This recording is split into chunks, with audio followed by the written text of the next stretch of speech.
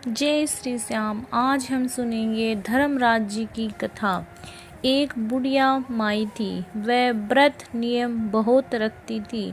एक दिन भगवान के घर से यमदूत लेने आए। बुढ़िया माई यमदूतों के साथ चली गई। आगे गहरी नदी बह रही थी।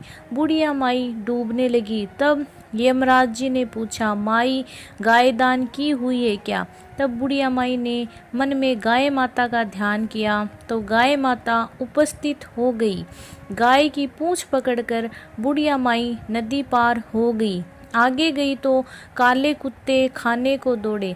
तब यमराज जी ने पूछा, कुत्तों को रोटी दी है क्या?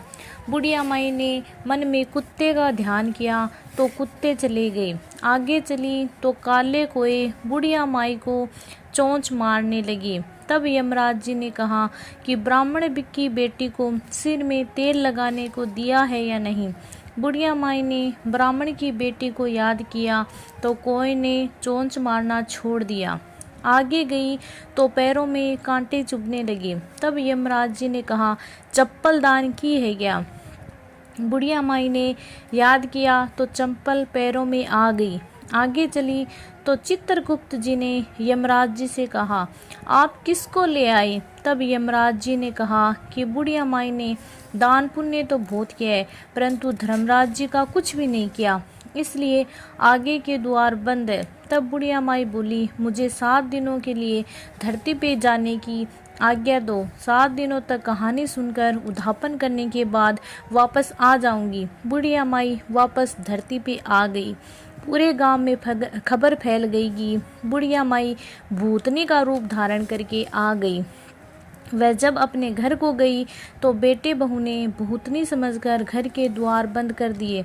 तब उसने अपने बेटे और बहू को कहा, मैं भूतनी नहीं हूँ, मैं तो धर्मराज जी के कहने के अनुसार वापस आई हूँ। मैं नियम के अनुसार प्रत्येक दिन धर्मराज जी की कहानी सुनकर उद्यापन करके वापस परलोक चली जाऊंगी। ये सुनकर बेटे ने उद्यापन की पूजा की सभी सामग्री एकत्रित कर दी, लेकिन कहानी का हुंकारा नहीं भरा। तब बुढ़िया माई पड़ोसन के पास गई और कहानी सुनने को कहा।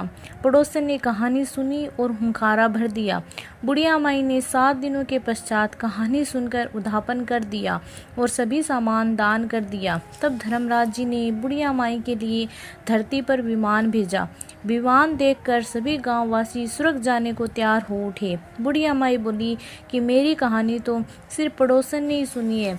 तो सभी गांव वालों ने बुढ़िया माई के पांव पकड़ लिए और धर्मराज जी की कहानी सुनने का आग्रह किया। कहानी सुनने के पश्चात सभी विमान में बैठकर स्वर्ग को पहुंचे और धर्मराज जी ने कहा कि मैंने तो सिर्फ बुढ़िया माई के लिए विमान भेजा था, पर यहाँ तो सभी गांववासी एकत्रित हो गए।